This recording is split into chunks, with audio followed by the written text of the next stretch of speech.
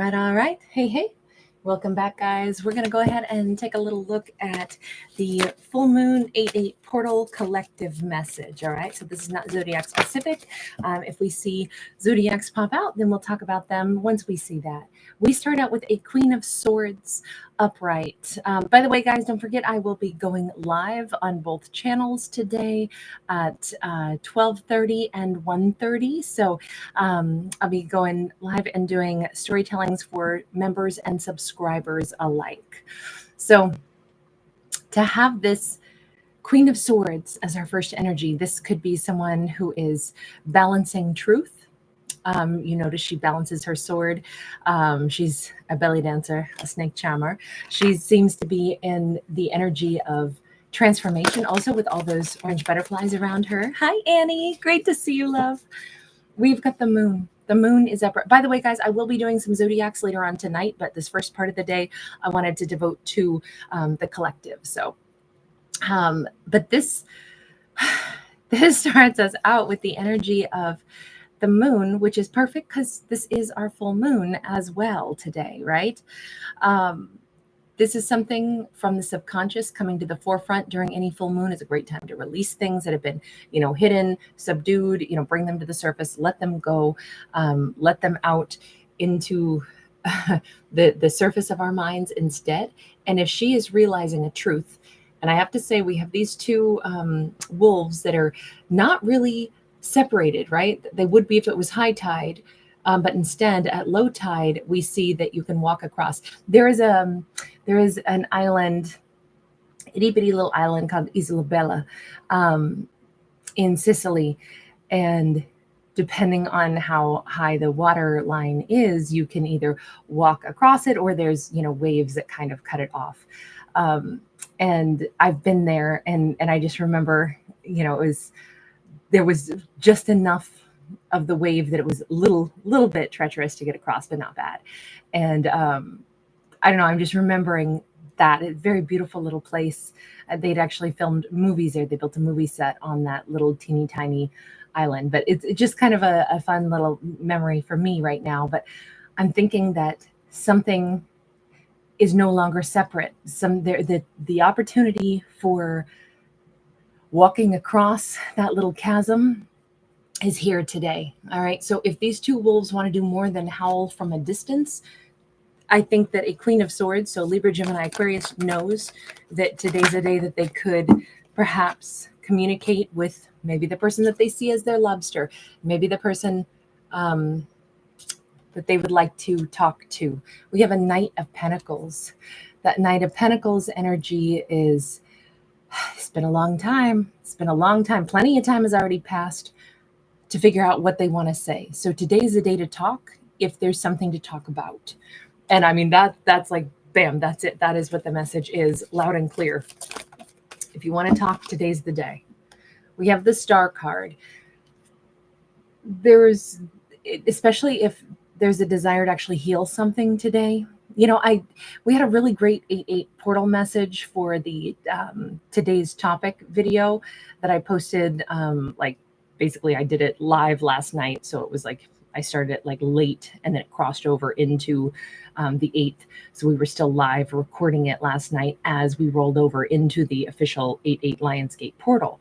And I just feel like this is one of those storylines that kind of fits nicely with this, where all of that additional like inflowing energy during the Lionsgate portal, that energy flow that's opening up, combined with the ability to like really release things. I'm picturing somebody where it's time to open their mouth.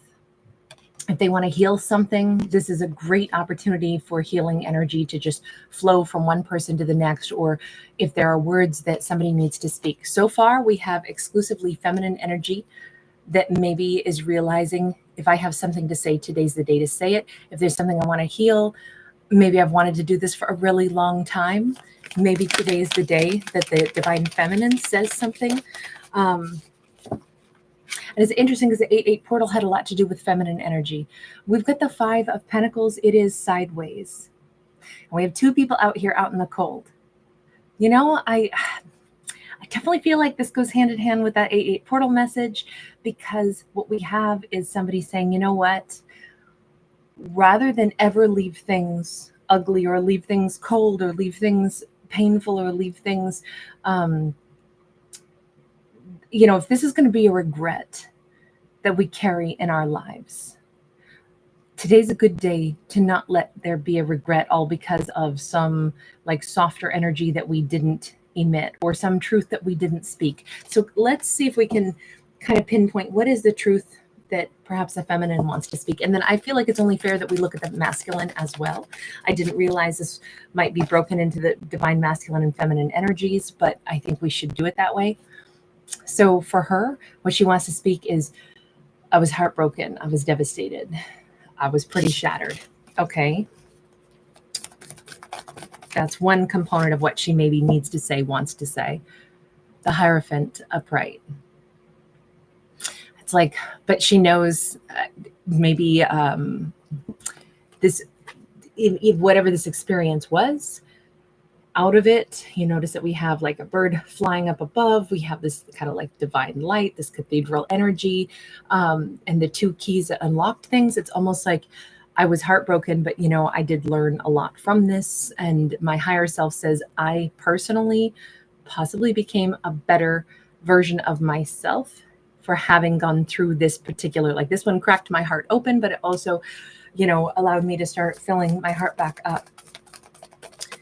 I'm not saying that she wants to thank somebody for hurting or betraying her exactly, but there is some element here where if what she wants to say, get off her chest for the sake of healing, if it is to attempt to just get things to be softer, calmer, kinder,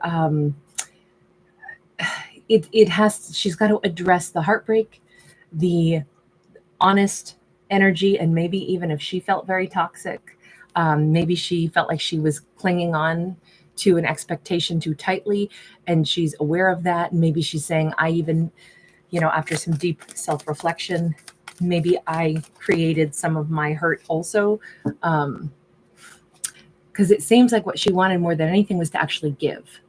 She wanted a 10 of Pentacles. Maybe she put an expectation on someone to be part of a 10 of Pentacles when they didn't have the ability or the inclination to do that. And then that upset her. I know I've done this before, so I'll use me as an example.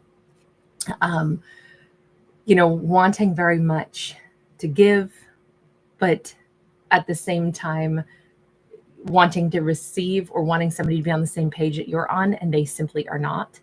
And that can, make you feel like desperate, internally, that feeling of, I'm not settled and this doesn't work. This doesn't feel right. Aries doesn't like it at all. And then you realize in retrospect, like, okay, maybe that was me without meaning to, it can be very altruistic. Like I want to give my heart, my kindness, my energy to somebody, but why won't they receive it the way I want to give it? Why won't they reciprocate it? Why won't, and it's like without realizing it, that desire to give something kind can actually kind of get a little twisted.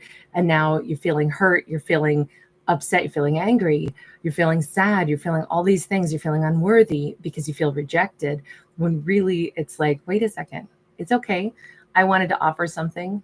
Maybe this person doesn't want to receive it, or maybe they're willing to receive it, but they're not offering anything in return. See it for what it is and just say, okay, well, I have to accept that when I give something, it has to be like, that's it. They always say, don't borrow or don't loan money if you need it back, because chances are you're not getting it back. Only lend what you can afford to never see again. Maybe same thing with love. Don't give it if you're going to say, no, the cost would be too high. What if they don't give it back to me? If that's the place you're in, then maybe don't give it, because maybe you're still working on you. Maybe, I don't know. I'm trying to say this as gently as I can without like shaming this character, because I definitely, that is not the message here. It's not like her heart got broken, well, that's on you. No. But I am saying she, in wanting to heal something and in wanting to, I'm not even saying necessarily taking accountability. It's more like this is a truth she's discovered in herself, and to be able to kind of perhaps say, I actually didn't intend to attempt to overpower somebody else and force them to accept anything, even if maybe that's what it ended up seeming like. Really, my intentions were good. My intentions were to give. My intentions were to love. My intentions were to offer something. sorry if it got mixed up along the way and came across as, something other than that, something more, demanding. I don't know.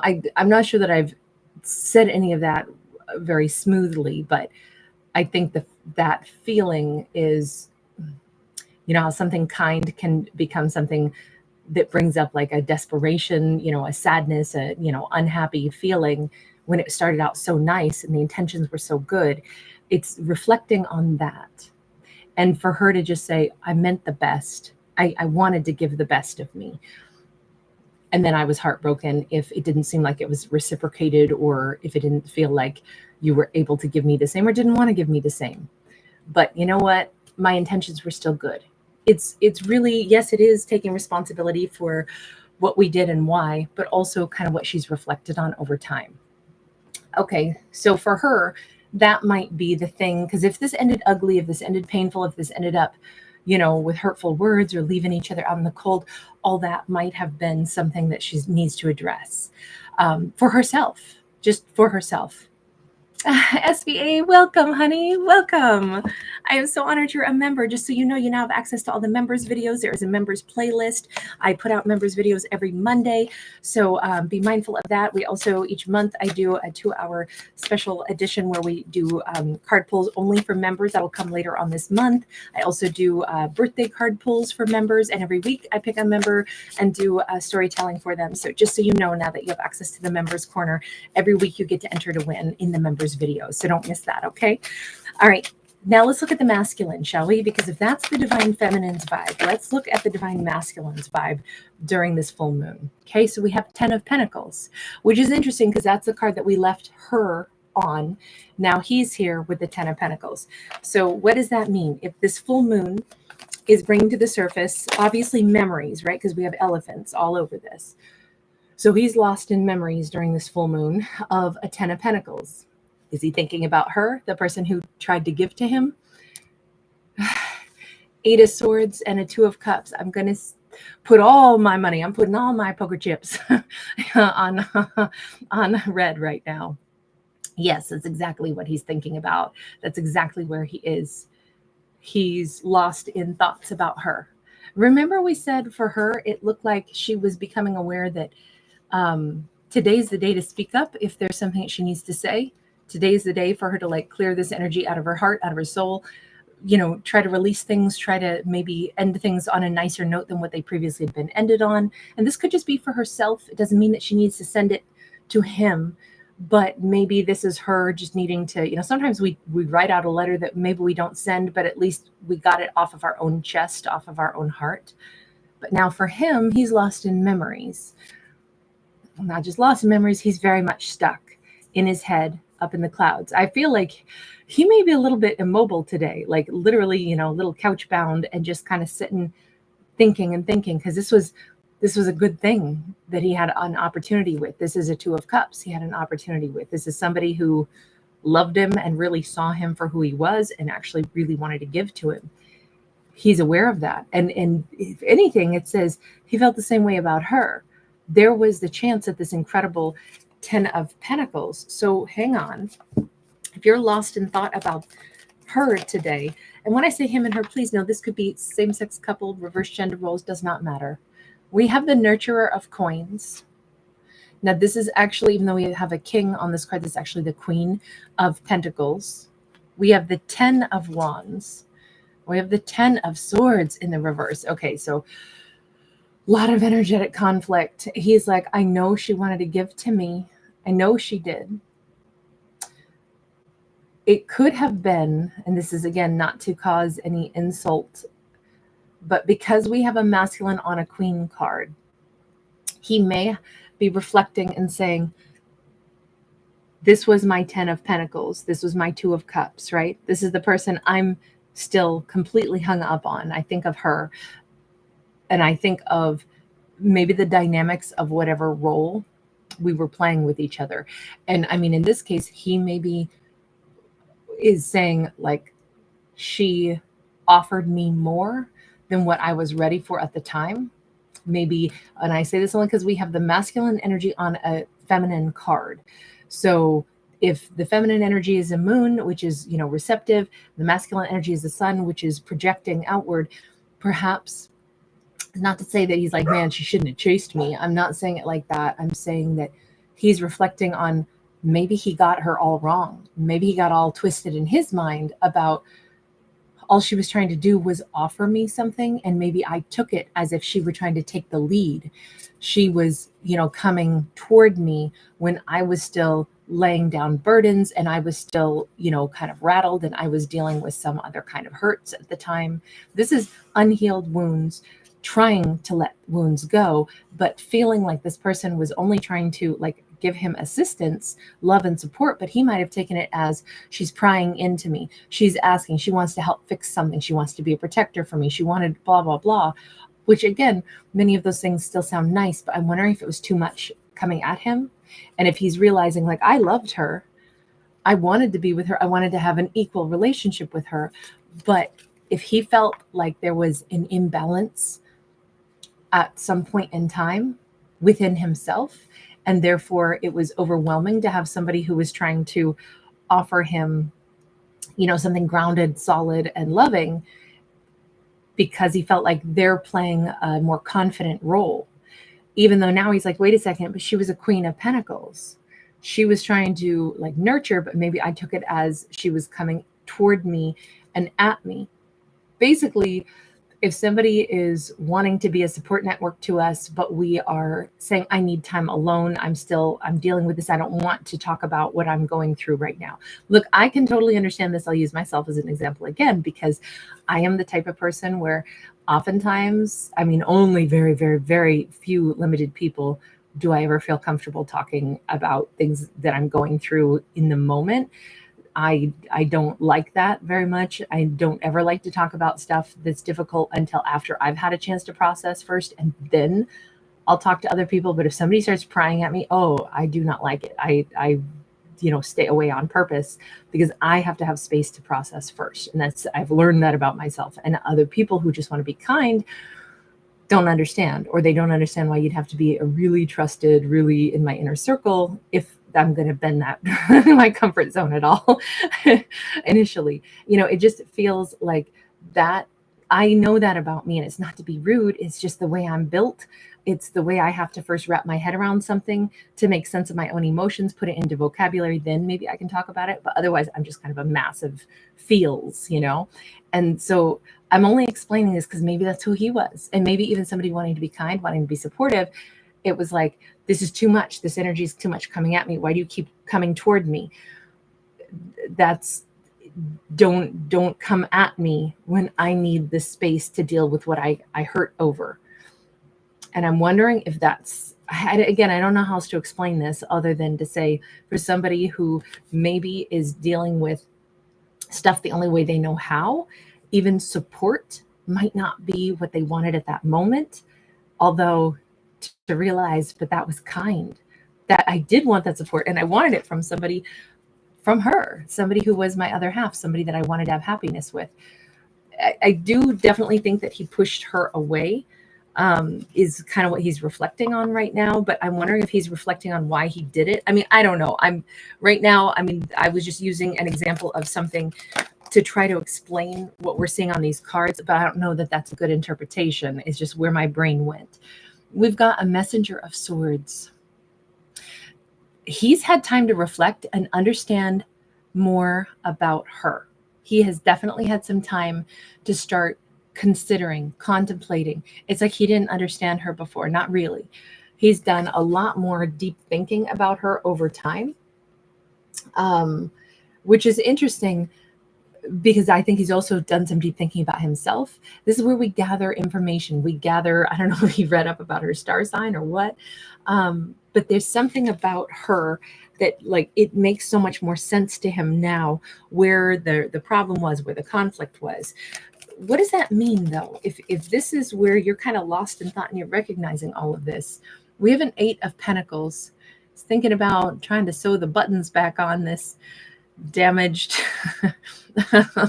article of clothing, or this he's thinking about trying to think about mending and repairing. We see all the buttons and thread and Could this be stitched back together? Is it too late? I don't know. I mean, that all depends. Are you healed enough, or is this always the way you're going to be? Or, it, it's really hard to be in a relationship with somebody if they don't bring anybody into their circle. Like I said, even for me, it's like my close inner circle I might talk to,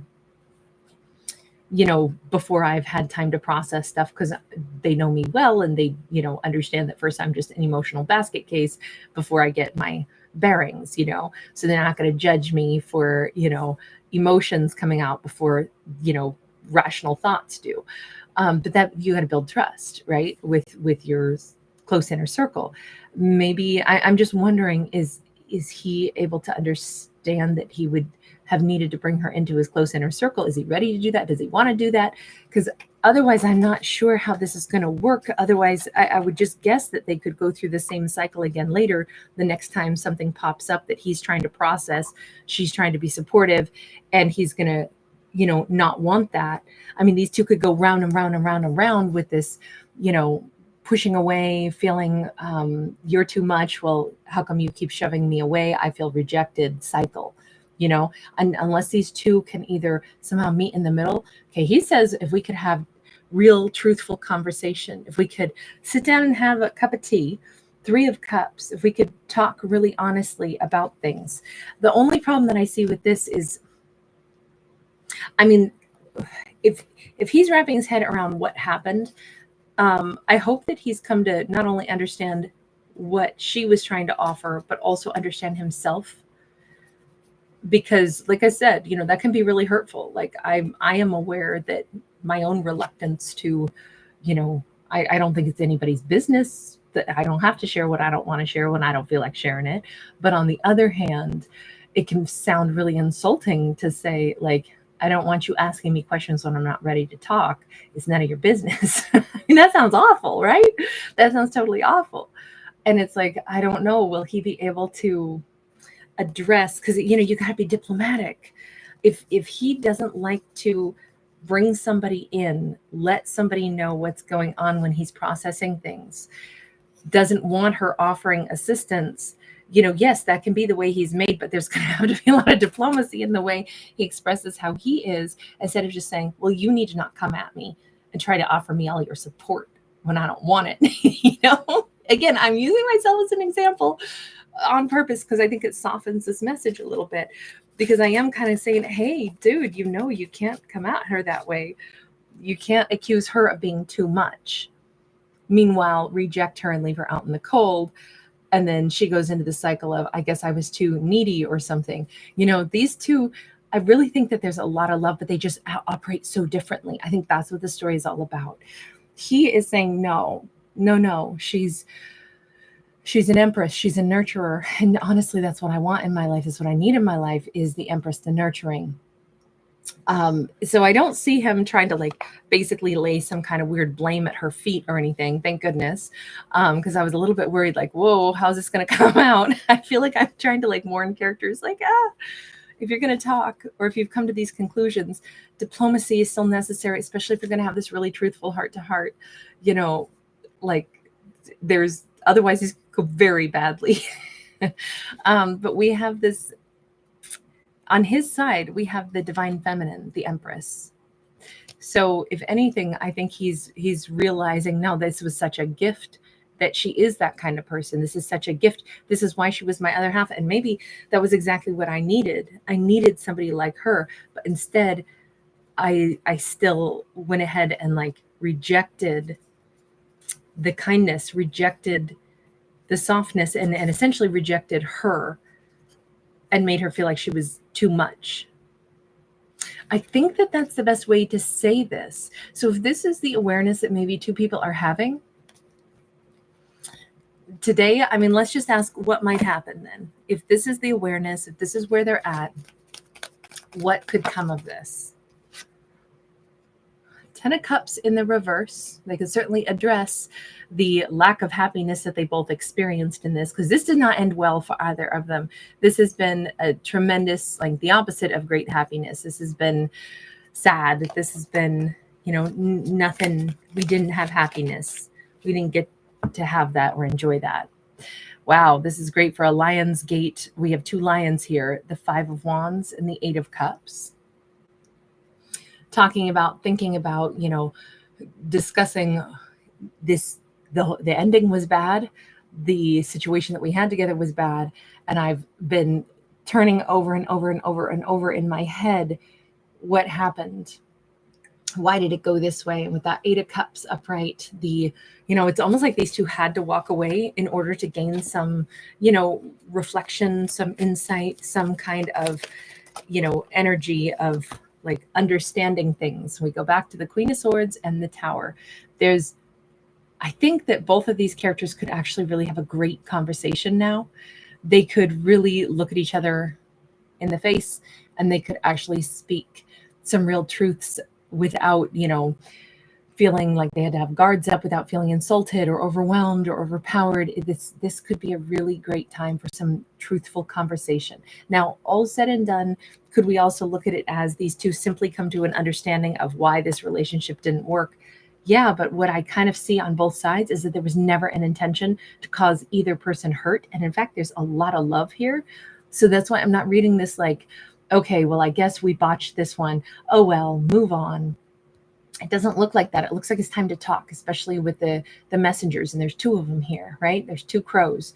I feel like these two could sit down and have a real heart to heart without any ego in the way, without anything blocking their ability to actually both like say, well, I've thought a lot about this too. And I was really sad. And I mean, honestly, I wasn't happy when we were together because we had so many problems, but I've continued to think so heavily about it because I mean, obviously she's over here saying I wanted so much to be in this loving, equitable relationship. And he's over here saying she's my 2 of Cups and my 10 of Cups. I wanted so much to be with her. Like both people wanted to be together. So why was it so freaking unhappy then? Because they operated differently and they didn't get a chance to dialogue that. They didn't get a chance to say, okay, hang on, what do you need when you're going through something? How do you like it to be handled? What are your needs? And somehow they both have to get their needs met. It can't just be like, okay, so you don't ever want to talk to me about anything that bothers you. Okay, I'll just be silent. No, he's going to have to understand like it hurts to be rejected. How are we going to find, some kind of ground in between the two? I mean, it could end up that it's like maybe these two are not a good match. Maybe the way they both operate will turn out to be like, there's no way I'm going to be happy if this is our structure. If this is what you need to be happy, this is what I need to be happy. Our love language is not the same. We're not going to be able to do this. We'll both make each other freaking miserable. But I don't really get that off of this. I feel like this profound understanding first of themselves and the way they both operate, that was step 1. That's what they've been working on separately. Now it looks like these two could actually come back together and say, okay, now that I understand how I operate. I saw the cutest meme, and it was of a cat that was like licking somebody's foot and then biting, the way cats do, like biting somebody's toe after, and then going back to kissing it gently. I said, my love language is gentleness with moments of violence. And it was just, how cats are. They're so sweet, and then they suddenly go bananas on you, and then they're so sweet. I'm not suggesting there's any violence, of course not, but I thought the meme was hilarious because that's true for cats.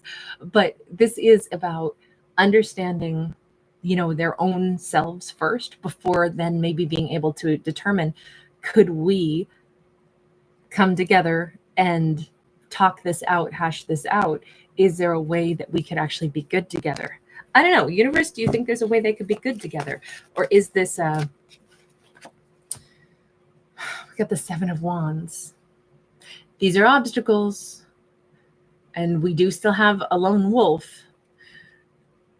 It's like these two are going to have to sit down and have a dialogue and then go back and think about that dialogue for a while and contemplate, okay, would I be able to be happy with a person who operates the way they do? Could I really picture that working out for me or not? I got to consider this. I like the fact that these two are not immediately going to be like, yay, now we'll be perfect. oh, you operate different than me, but I'm just going to say, oh, that'll be fine. They both need to go back to their separate corners after a conversation and really think, how much of a hurdle would this be? Is being with this person actually going to be too much for me because we're so mismatched on the way we operate? Is this always going to cause me grief, even if it's like, I understand they operate this way, but God, I hate feeling left out. Or I understand she wants to give to me, but God, it's too much coming at me still. I hope that these two don't try to force any relationship if it's not actually what would work for them. It's crazy because they're like, but I want them. They're so attractive.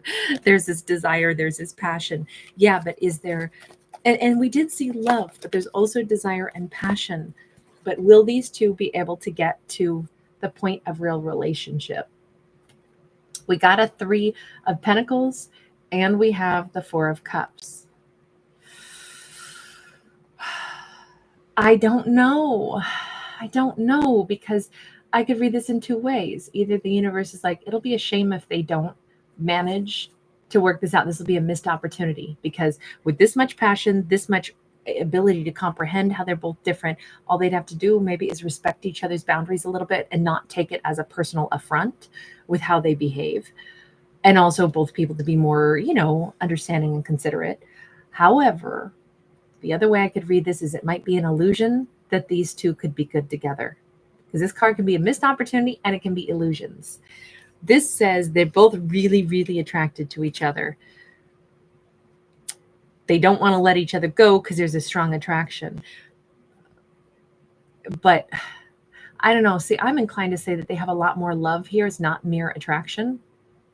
It's definitely not mere attraction, because we saw 2 of Cups, the 10 of Cups, unless all that's an illusion on his side. I don't know. It really depends on whether or not this is love or lust. And that only they can decide, if the fact that they've thought about this for so long and it made them think about themselves, I would say anything that, helps you to grow that much as a person, that just doesn't look lighthearted to me. That looks pretty serious. That looks like something that really made great impact in a character. So let me get one more. Ace of Pentacles.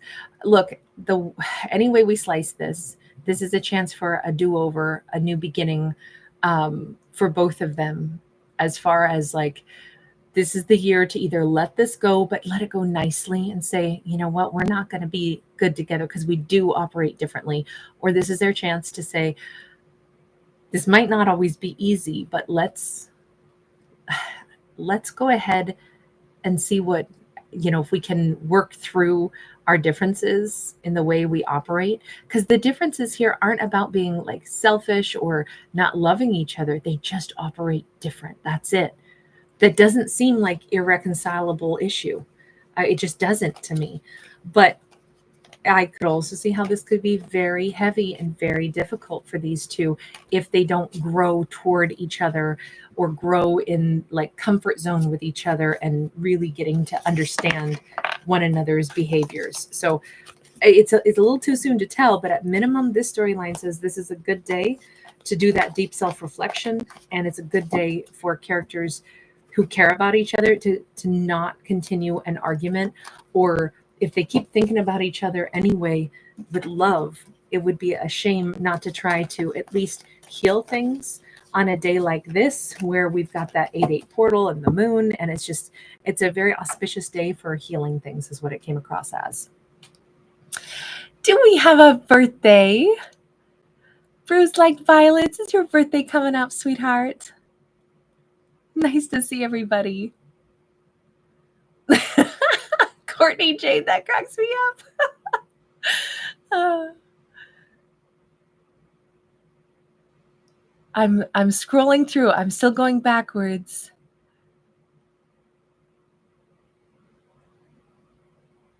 When is Violet's birthday? It is Violet's birthday today? Aw, sweetheart, can I pull a couple cards for you before I bounce out of here? That is so special. You're an 8-8 baby. You are a lion. Oh my God, that's awesome. Violet, let me know, honey. I'm going to be live, you guys. Don't forget, I'm going to be live at 12:30 here and then at 1:30 on the other channel on Tarot Dog. But I'm still lingering here for a second to see if Miss Violet will allow me to pull a couple of birthday cards. I just thought that's so special. We have to do it right now in the live if we get a chance. Beth Ross, good to see you. Happy Lionsgate to you also. Courtney Walsh, Signs and Sinks. Hey, darling. Electro Beats, S. Courtney Jade, you're adorable. Mosin. Widget, hi. Thank you, honey. Black Butterfly 25. M the Great. Thank you, honey. Right back at you. NH, thank you for being here, love. Gemini Win It Game. Sorry. Gemini It Win Gang. Sorry if I messed up your name. Farrell Rust. Patricia Bookatour. Shout out to you in London, mate. I see you up there. Hi, Mary. Jill. Anisha Chatu, great to catch you. Hello. No Filters, Mon. Nice to catch you. Hi, Kim. Sapid Pit. You guys are so awesome. Monkey Experiment. Hey. Hi, Christina. Shout out to you in Romania. Cherry Coleman, great to see you, love.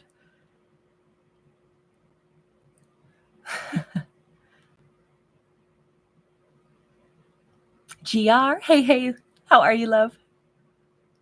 Baby Yoda. Heather Cowdrick, great to see you. Hi, Zoe. I still don't see your response to me, Bruised Like Violets. Yes, okay, there we go. Perfect. All right, let's get a couple of birthday cards. Happy birthday, love. What a special day. I love that for you. Okay, we start out with the 9 of Cups. This is really good. This is all these golden eggs that haven't hatched yet but will.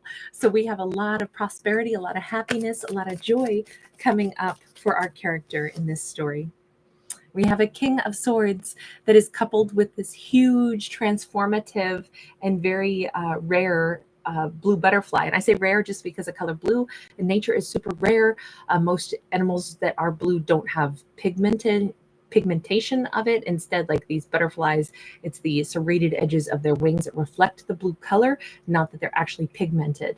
So it's like an bioengineering feat. So very special, very unique. This says we have clarity, we have truth coming in. We maybe have a Libra, Gemini, or Aquarius that is making a huge transformation. This could be a divine masculine that is shifting something, changing something, and they could be headed toward our character with some kind of a truth. But this could also just represent our character is taking the lead in their life with this sense of clarity, and they're doing something very unique for themselves. This could be somebody that is, just stepping forward. We have the card of oneness in the reverse. Somebody is leaving behind a lifestyle that didn't suit them and going toward a lifestyle that is resonating with them. So this is actually, I'm going to read this as just our character. Our character has slowly but surely been laying these golden eggs, sitting on their little clutch, and at some point they will all hatch. But probably not until our character takes that, initiative, which is what we see them doing, to embrace the fact that I have been prepping for this change my whole life.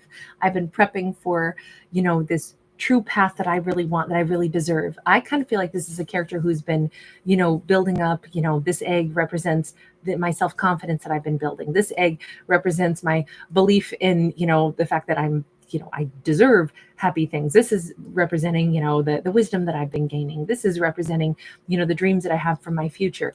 And it's like all of these little golden eggs that our character's been working on laying. All of these things are about to hatch all at once. And it culminates in our character saying, I'm leaving a situation or, jumping timelines, basically. Something that didn't suit me. No wonder it didn't feel comfortable. It didn't suit me. This other thing that I'm doing, this suits me. This other direction that I'm going, this suits me. And now I see it. My life should be happier. My life should be, more fulfilling. All of these things are things I had to allow myself to want and perceive and know that I'm worthy of. And now that I do, Holy smokes, timeline jump. Super easy at this point. Our character could literally be doing something like getting themselves a new piece of furniture, also to like as a new chair or something about like they're refreshing something in their house is what I feel like. There's some household item that'll be really comfortable for them. It's all of this is about their comfort, it's about their joy, it's about their happiness, and it's about integrating that into their life because they actually really do deserve it. I love the fact that our character is doing things for themselves that indicate like this is me jumping timelines, but I feel like there would be a tangible thing. And I couldn't help but see that like white chair, something is clean and fresh, something is new and white. Maybe they're just buying themselves a new white t-shirt or something, but it feels like I'm starting fresh and clean.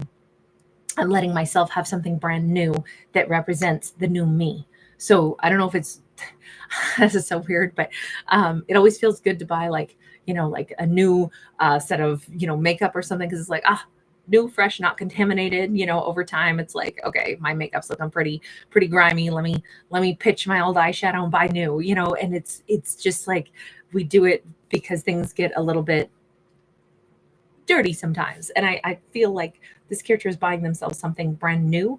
It could be small, it could be big, but it's something that represents the newness for themselves. All right, I'm going to leave this here. You guys, thank you so much. Really good to see everybody. I will see you guys again very soon. Thank you, everybody. Oh, Chena, that's wonderful. Happy birthday to your baby girl. She is 3 today. You have a little lion baby. I love that. Bruise like violets. Again, thank you, honey.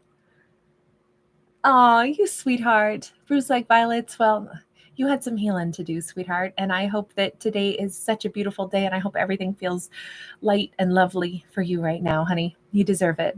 Creepy but beautiful. Good to see you, honey. Beth Ross, it's my pleasure.